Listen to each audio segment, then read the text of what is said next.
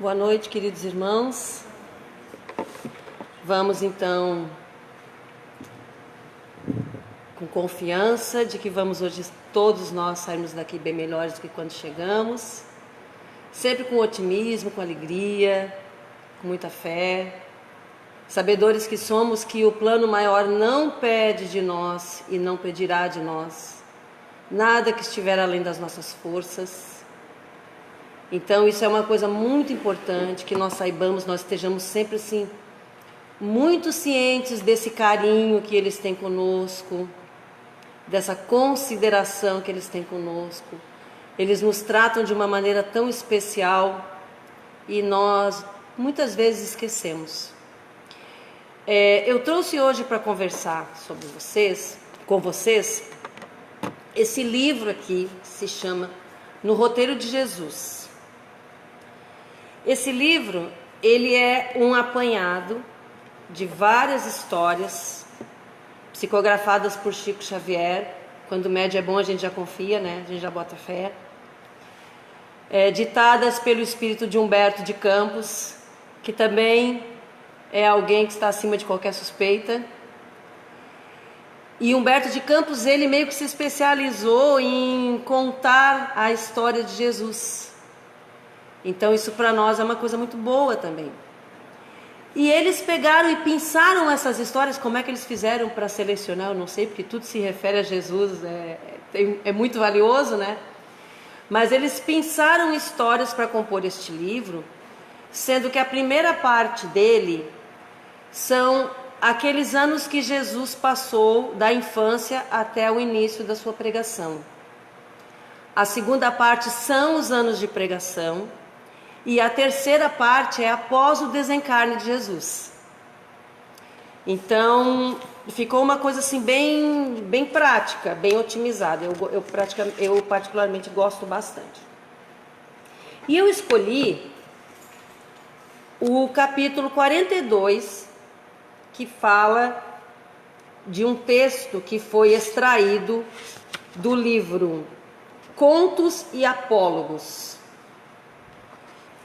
e se intitula A Capa de Santo. Então vamos entender aqui do que é que eles estão falando.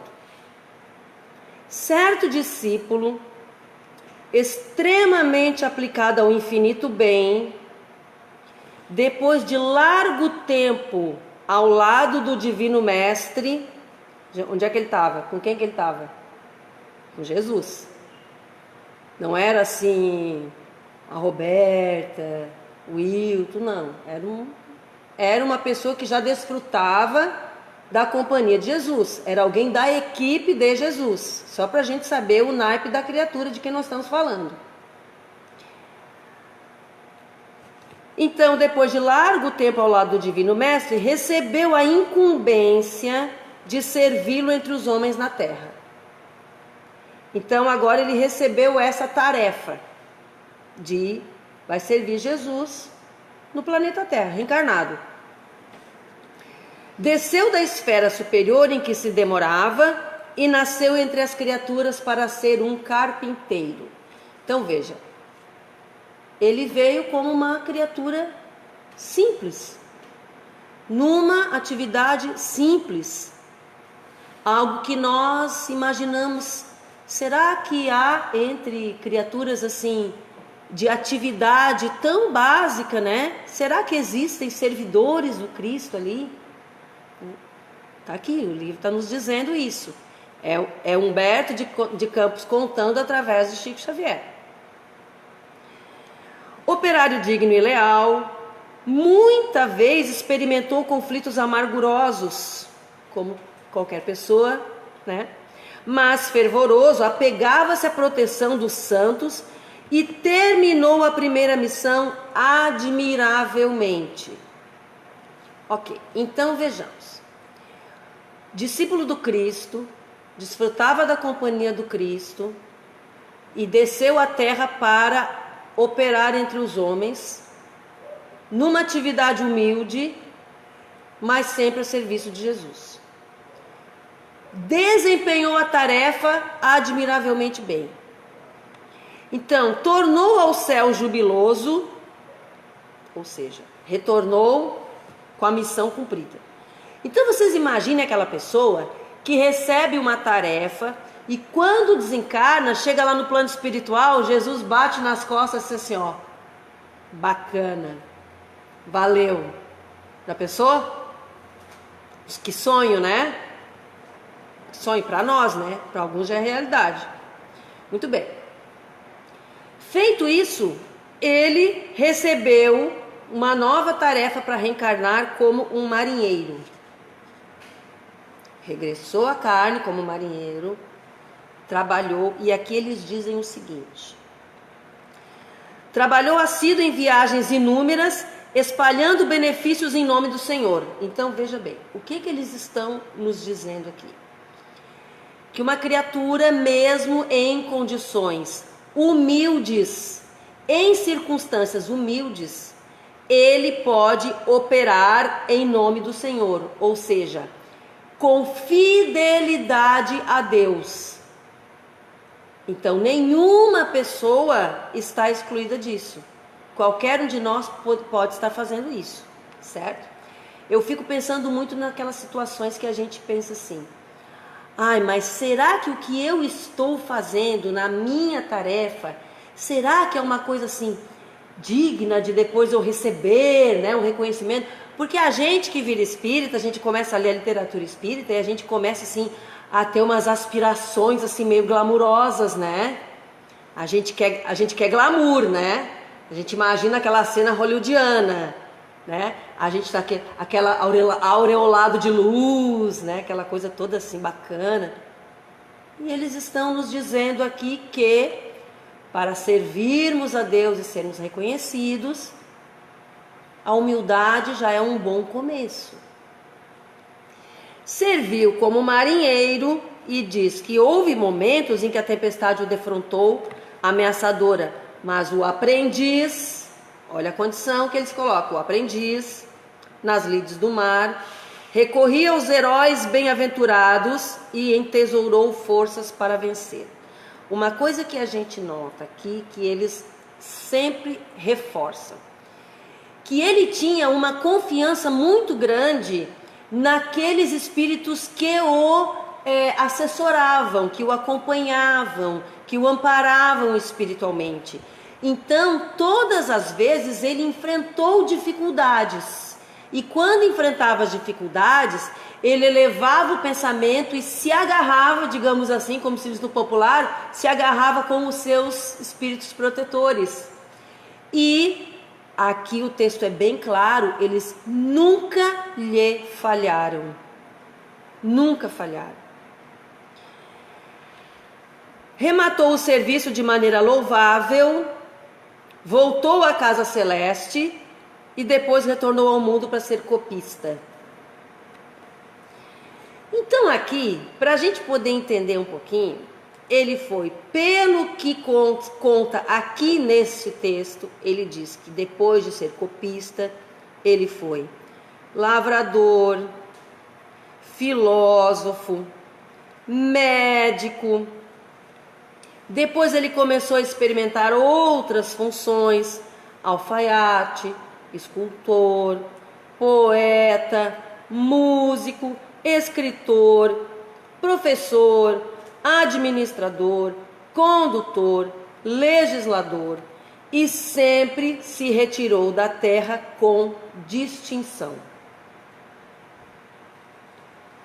Então, assim, vamos entender essa criatura. Como é que nós idealizamos essa pessoa? Uma pessoa infalível.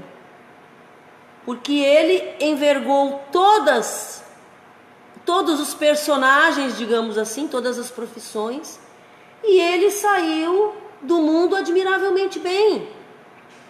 Então a gente pensa assim, pá, um cara desse tá pronto, né? Esse cara chegou na escala máxima lá e não há nada que ele não possa fazer.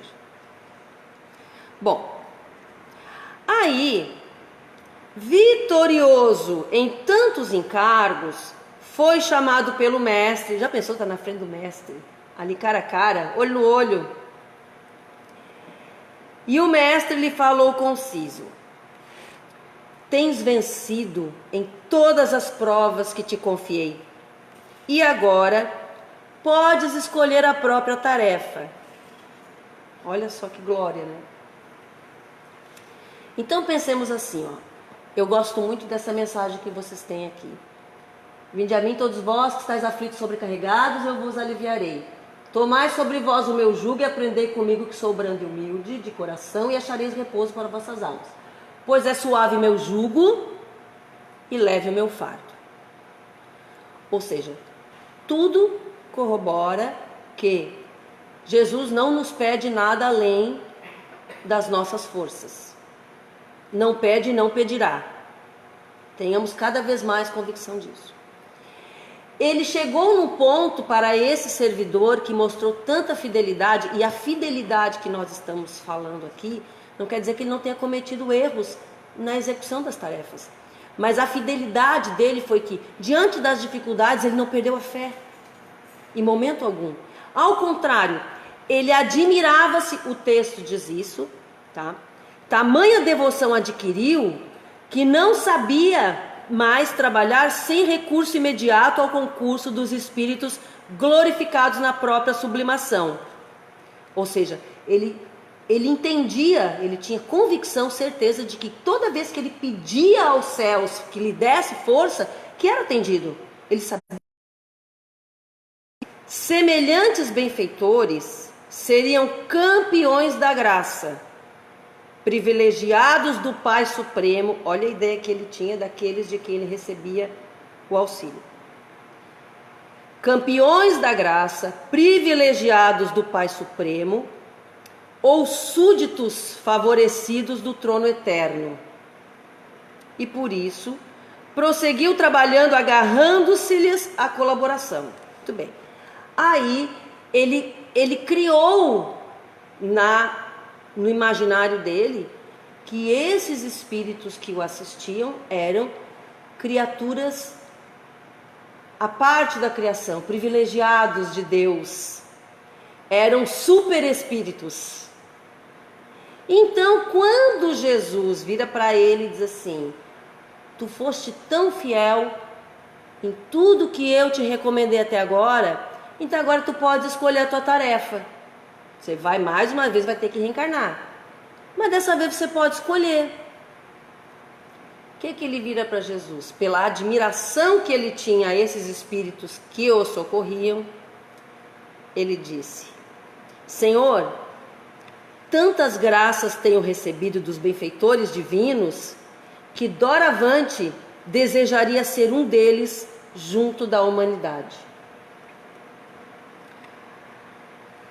Pretenderias porventura ser um santo? Indagou o celeste instrutor sorrindo. Imagina Jesus dando aquela risadinha, que já sabe o tamanho da encrenca, né? Bom, quer dizer então que tu queres agora ser um santo, é isso? Na terra, um santo encarnado? E ele falou sim. Ok. Aí o Senhor, em tom grave, ou seja, agora vamos falar sério, considerou: o fruto que alimenta deve estar suficientemente amadurecido. Quase como se ele dissesse assim: segura a tua onda, meu filho. Até hoje, na forma de operário, de artista, de administrador e orientador, tens estado a meu serviço, junto dos homens. Tens estado a meu serviço, junto dos homens. Mas na capa de santo, permanecerás a serviço dos homens junto de mim. Há muita diferença. Mas o interlocutor insistiu humilde e o mestre não lhe negou a concessão, porque é tipo assim, ele falou que ele podia escolher, né? Então ele não ia voltar atrás. O que ele fez? Ele aconselhou. Meus irmãos, isso é feito com todos nós, tá? Não é porque ele estava lá junto de Jesus que a lei para eles é diferente. Nós também, quando vamos reencarnar, Tem muita coisa que a gente pede para fazer e eles nos chamam e digam assim, olha, vai com calma, não vai com tanta sede ao pote, a gente sabe que você tem vontade de acertar, a gente sabe que você tem vontade de corrigir uma porção de coisas, né? Mas, calma, vamos, né? Tem bastante dívida, quando a dívida é grande, o que a gente faz? A gente parcela. Então eles até nos estimulam a fazer isso. Mas ele achou que podia. Então, muito bem. Renasceu desse modo muito esperançoso. Veja, ele era uma pessoa boa, tá? Ele é uma pessoa boa. E aos 20 anos de corpo físico, recebeu do alto o manto resplandecente da santidade. Vamos entender, que manto resplandecente de santidade é esse? Que a gente pensa assim, que manto será que é esse? Será que ele veio assim, né? Com alguma coisa diferente? Será que ele veio com alguma coisa que a gente não conhece? Né? Algum dom extraordinário, né? Alguma coisa que seja fora, né? do comum. Então vamos lá. Que dons sublimes são esses? Adivinhava, curava, esclarecia, consolava. A inteligência, a intuição e a ternura nele eram diferentes e fascinantes. Então essa pessoa veio com mediunidade. Uma mediunidade inconteste. Curava, adivinhava. Por que adivinhava? Porque a pessoa chegava ali, né? Ele via no duplo etérico da pessoa as formas, pensamento que se manifestavam ali ao redor da pessoa, e ele sabia quem era quem, o que fazia, por onde andava, aconselhava. Só que uma pessoa com tantos dons, né, a coisa acaba se espalhando. Então imagina que essa pessoa ficou conhecida. E o povo, reconhecendo-lhe a condição, buscou-lhe em massa as bênçãos e diretrizes. Quem que procurou esse cara? Todo mundo. Bons e maus, justos e injustos, ignorantes e instruídos, jovens e velhos, exigiram-lhe, sem consideração por suas necessidades naturais, a saúde, o tempo, a paz e a vida. A gente lembra lá do que Jesus dizia, né? Do exemplo que Jesus deu. Jesus dizia, eu não vim para ser servido, eu vim para servir. Então, Jesus sabia que a pessoa, quando se dedica a uma tarefa dessa natureza, ela não é mais dona da própria vida. A vida não lhe pertence mais. A tarefa, eu tenho um amigo que eu gosto muito, que de vez em quando se queixa, eu digo assim, meu filho, a pessoa que se dedicou a servir a Jesus e não está apanhando é porque não está fazendo a coisa direito. Porque pelo menos um pouquinho tem que apanhar. Senão é porque a coisa não tem alguma coisa errada. Porque a tarefa é difícil. Algum nível de sacrifício tem que ser exigido. Porque é assim que funciona. Então, na categoria de santo, não podia subtrair-se à luta, ou seja, ele não podia recuar, porque ele estava ali para servir. Não podia se desesperar. E por mais que fosse rodeado de manjares e flores por parte dos mais devotos e beneficiários reconhecidos, ele não podia comer, nem dormir, nem pensar, nem lavar-se. Devia dar sem reclamação as próprias forças à maneira da vela, mantendo a chama por duas pontas. Vamos lembrar de alguém aqui que se chama Chico Xavier. Chico Xavier iniciava o trabalho e esse trabalho ia até 2, 3, 4 horas da manhã. Ficava às vezes sentado psicografando por 12, 14 horas ininterruptas. Todo mundo ficava cansado, Chico não se cansava. Quando terminava aquele trabalho, no meio da madrugada, ele virava para as pessoas assim, vamos lá em casa tomar um cafezinho, porque ele via que as pessoas estavam cansadas. Aí ele chegava na casa dele, fazia um café. Primeiro ele servia todo mundo e ele era o último a sentar. Divaldo Franco nos diz que Chico Xavier foi uma das raras situações de reencarnação em que se aproveitou em 100%. Encarnação aproveitada em 100%. E Chico Xavier, como nas últimas encarnações, ele não teve a oportunidade, a alegria de ser mãe, ele dizia sempre que na próxima encarnação ele queria vir uma lavadeira com 9 filhos. Alguém aqui tem esse sonho de reencarnar uma lavadeira com 9 filhos? Lavadeira já é ruim, né? Porque hoje em dia todo mundo quer ter máquina de lavar, né? Se perder a máquina de lavar, pronto, você já pira, né? Você já entra em parafuso. Acabou o mundo, né? Com 9 filhos sujando roupa, já pensou? Para lavar na mão? Quer dizer, se ele quiser reencarnar uma lavadeira com 9 filhos, nem na Terra ele vai poder reencarnar mais, porque aqui já tem recurso, né? E daqui a pouco cada vez mais. Então não valiam escusas, lágrimas, cansaço e serviço feito. O povo exigia sempre. Que lidar com a humanidade da Terra não é fácil, né? Aí o que aconteceu? Depois de 2 anos de amargosa batalha espiritual, atormentado e desgostoso, veja, ele não fez mal para ninguém. Ele não errou com ninguém. Ele só cansou. Ele cansou. Aí ele dirigiu-se em preces ao Senhor e alegou que a capa de santo era por demais espinhosa e pesava excessivamente. E aí Jesus, obviamente, o acolhe, repara o pranto sincero, ouviu tudo o que ele tinha para dizer, e aí Jesus explica o que foi que aconteceu. Aqui é que entra a explicação para nós.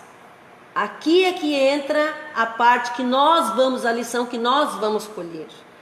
Porque nós dificilmente vamos pedir depois dessa capa de santo tão cedo, né? Nós já entendemos, porque essa história aqui ela também é boa para botar a gente no nosso lugar, né? Para a gente aprender a se situar, né? Quem somos nós na fila do pão para saber onde é, né, que nós vamos envergar a capa de santo? Então Jesus diz o seguinte: olvidaste, ou seja, esqueceste, que até agora agiste no comando. Na posição de carpinteiro, modelavas a madeira. Lavrador, determinavas o solo. Médico, ordenavas aos enfermos. Filósofo, arregimentava as ideias. Músico, tangias o instrumento. Escultor, cinzelavas a pedra. Escritor, dispunhas sobre as letras. Professor, instruía os menos sábios que tu mesmo. Administrador e legislador, interferias nos destinos alheios. Sempre te emprestei autoridade e recurso para os trabalhos de determinação. Ou seja, os trabalhos a que ele era determinado, ele era designado, sempre foram concedidos recursos, as ferramentas para que ele pudesse desempenhar. Para envergares a capa de santo, porém, é necessário aprender a servir. A fim de alcançares esse glorioso fim, serás, de hora em diante, modelado, brunido, aprimorado e educado pela vida. Então essa que é a questão que Jesus coloca para ele dessa forma tão terna e tão brilhante.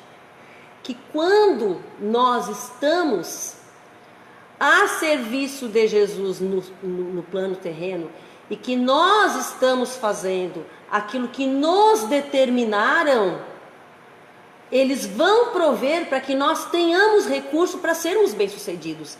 Então, se nós estamos achando que estamos sendo abandonados, na verdade é porque às vezes o recurso está do lado e nós não estamos tendo olhos de ver.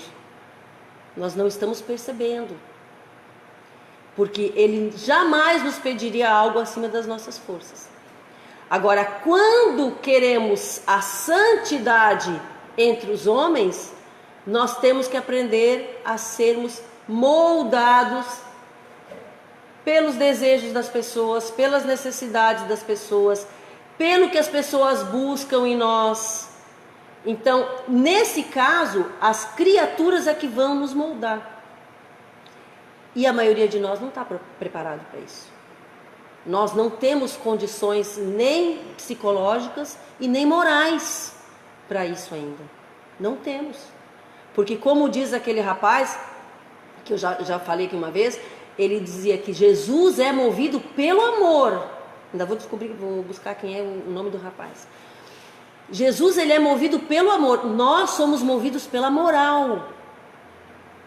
Nós não somos movidos pelo amor incondicional. O que nos move é a moral. Nós fazemos o que é certo, o que sabemos que é certo, por quê? Porque moralmente nós somos impelidos a isso. Não é porque nós temos amor pelas criaturas. Nós ainda que já é alguma coisa, tá? Não vamos pensar também que isso não é nada. Não, isso é muito. Estarmos sendo dirigidos pela boa moral, isso já é um grande sintoma de que a nossa caminhada já está valendo a pena. E que nós estamos despertando para valores que são cada vez melhores. Isso é muito bom. Mas envergar a capa de santo, ainda não. E não será tão cedo. Porque nós estamos falando aqui de um espírito que estava desfrutando já da companhia de Jesus. Trabalhava com o mestre. Então nós não estamos falando de uma criatura que está no início da sua caminhada terrena, de uma criatura que acabou de sair de um mundo de provas e expiações, ou acabou de sair de um mundo de regeneração. Nós estamos falando de uma criatura de bilhões de anos, talvez, de caminhada, de aprendizado. Então aí nós podemos começar a imaginar que de vez em quando Jesus nos manda esses luminares aqui na Terra, e o que é que nós fazemos com eles? Eu lembro das pessoas que iam ver Chico Xavier, às vezes faziam as caravanas e convidavam. Vamos lá, Chico Xavier. Eu disse assim, gente, eu ficava imaginando Chico Xavier recebendo aquelas pessoas, horas e horas e horas. As pessoas ficavam horas na fila, sim, mas as pessoas não ficavam na fila mais horas do que Chico ficava ali sentado atendendo aquelas pessoas. Então, quando nós começamos a entender isso, aliviar o fardo dessas criaturas também é um ato de caridade, ou pelo menos de boa moral, porque nós não temos esse direito de conscientemente aumentar o fardo de alguém que nós sabemos que já é um fardo pesado, mesmo que seja alguém como Chico Xavier, que não se queixava, porque Chico não reclamava. Quando ele ameaçava reclamar, Emmanuel chegava ali e já cortava no seco. Por quê? Porque Emmanuel não queria que Chico corresse o risco de perder os frutos da experiência. Então, para nós aqui hoje, da nossa era, Chico Xavier é o exemplo mais próximo disso. Eu pelo menos não conheço mais ninguém. Vocês conhecem alguém que tenha chegado próximo disso? Eu não conheço. E é por isso que Chico recebe as comunicações de um espírito que está falando de Jesus, pela fidelidade no servi-lo. E enquanto o mestre sorria, complacente e bondoso, veja só, o discípulo em pranto, mas reconfortado, esperava novas ordenações para ingressar no precioso curso de obediência. Então imagina, depois de tudo aquilo, o que ele fez? Ele pegou, virou para Jesus assim: Jesus, ó, não me pede mais para escolher nada, daqui para frente continua me designando, diz o que eu tenho que fazer, que eu vou lá e obedeço, que eu vou lá e atendo. Então, para nós, O que é que nós, se nós imaginarmos e trouxermos essa experiência para a nossa realidade, pensando assim, nós não precisamos, porque o plano espiritual não espera de nós, grandes feitos como dos grandes missionários. Eles esperam que nós façamos o nosso feijão com arroz bem feitinho e com fidelidade a Deus, ou seja, com resignação, com humildade, com fé, confiança, e a fé é indispensável. Tem uma história que o Divaldo Franco conta, que eu acho fantástica. Ele diz assim, olhe para isso aqui, mas não leia. Olhe, mas não leia. Olharam? Não leram, né? Não tem como não ler. Por quê? Porque vocês sabem ler. Uma vez que você sabe, não tem como desaprender. Então, ter fé não é crer, é saber. Ter fé é saber. Porque acreditar é diferente. Hoje eu posso vir aqui dizer uma coisa para vocês e vocês acreditarem em mim. Aí amanhã vocês me veem ali fora fazendo uma coisa completamente equivocada, completamente diferente do meu discurso, e vocês deixam de acreditar em mim. Então a crença, ela pode sofrer alterações. O que você sabe, Você aprendeu a andar de bicicleta, você vai saber andar de bicicleta. Você pode perder a capacidade de andar de bicicleta, mas você sabe como é que é. Por quê? Porque você já internalizou aquilo. O aprendizado já foi feito. Então ter fé não é crer, é saber. Então é isso que eles estão esperando de nossa parte. Que nós façamos aquilo que nos cabe, que nós fomos designados. Então nós ainda temos alguma dificuldade assim. O que será que eu vim fazer nesse planeta? Veja, nós não estamos vivendo... O Evangelho nos diz isso. O Evangelho segundo o Espiritismo nos diz isso. Que nós não estamos na época dos mártires mais. Aquele pessoal que sabe que caminhava para a fogueira entoando hinos de louvor, né? Para dar a demonstração da sua fé. Ninguém está nos pedindo mais isso. Essa época já passou, já ficou para trás. Eu tenho uma tia que é crente, que ela diz assim, nós estamos vivendo a era da graça. Ela tem razão. Por quê? Porque hoje para nós tudo é um pouco mais fácil. Os grandes sacrifícios que os grandes mártires tinham que passar, hoje não são mais necessários. Por isso, que se você pegar o último texto do Evangelho segundo o Espiritismo, que se chama Ventura da Prece, ou Alegria da Prece, enfim... depende da tradução. Ali eles nos chamam de apóstolos do pensamento. Pode procurar depois. Se for mentira, vocês não acreditam mais em mim, né? Apóstolos do pensamento. Porque hoje em dia o que nos é pedido é a nossa educação mental, a nossa educação moral, o nosso aprimoramento nos valores, que nós cultivemos bons valores e nos habituemos a colocá-los em prática, que é o que está sendo pedido. Ninguém está pedindo para a gente caminhar para a fogueira, ninguém está pedindo para nós nos sacrificarmos, para nós doarmos a nossa vida, não. Eduquemo-nos a nós mesmos. Busquemos cada dia sermos melhores do que no dia anterior. Não é esse o lema kardeciano? Não é isso que caracteriza um espírita? Mesmo que ele não venha na casa espírita. Mas caracteriza-se o bom espírita pelo esforço diário que ele faz em domar as suas más tendências e ser melhor do que no dia anterior. É isso. Então não interessa a nossa profissão. Não interessa o que nós estamos fazendo.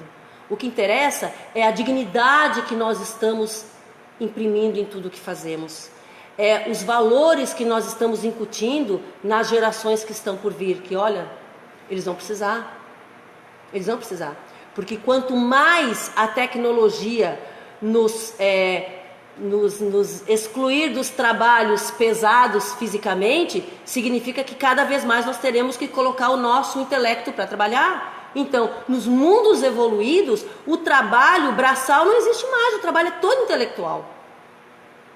E isso está começando, esse treinamento agora nessa esfera, aqui onde nós estamos. Então, nós estamos recebendo aqui um treinamento para habitarmos mundos felizes, não como santos, como cidadãos de mundos felizes, como criaturas que estão agora se capacitando para que futuramente nós estejamos aptos a adentrar esses locais onde o que é exigido ainda não é também um amor incondicional, mas uma moral bem treinada nos bons valores. Então, que os nossos atos sejam todos daqui para frente direcionados no sentido de não magoarmos a quem quer que seja, pelo menos não intencionalmente, porque mesmo com muitos valores nós ainda vamos errar. Olha aqui a situação do rapaz, não fez mal a ninguém, mas nós podemos já muita coisa sim fazermos, muita coisa nós já podemos executar. Então, que as nossas atitudes nos direcionem para o caminho da correção. E aí, independente do que nós estejamos fazendo profissionalmente ou cuidando de uma família, que é um trabalho ímpar, importantíssimo, preparar as crianças e as gerações e cuidar dos filhos é uma missão digníssima. E mesmo assim, nós, nessas tarefas simples, nós podemos sim chegar no plano espiritual já com uma bagagem um pouquinho melhor. E sempre entendermos que Jesus e o plano espiritual, eles não erram, tá? Quem erra somos nós. Deus não erra, nós erramos. Mas esses que estão aí, estão também, vamos lembrar da história do servo aqui de Jesus, do amigo de Jesus, né? Podemos dizer assim? Ele tinha essa convicção muito grande, que ele estava sempre sendo muito bem assessorado. E isso nós já podemos ter. Essa ideia, essa convicção, essa fé, esse saber de que ninguém está abandonado. Todos nós estamos aqui, nesse momento e em todos os momentos, com o plano espiritual todo agindo em nosso favor. Eu quero agradecer a paciência de vocês terem me ouvido. Eu rogo a Deus, a Jesus, a todo o plano maior que nos abençoe a todos, nos protejam, nos iluminem. Que essas bênçãos se estendam a todos aqueles que nesse momento a nossa mente consegue alcançar, levando saúde, alegria, equilíbrio, harmonia a todos eles. Que Deus abençoe e proteja todos aqueles que nos amam, que nos apoiam, mas abençoe igualmente, sem distinção, aqueles que ainda não nos amam e nos perseguem. Que assim seja.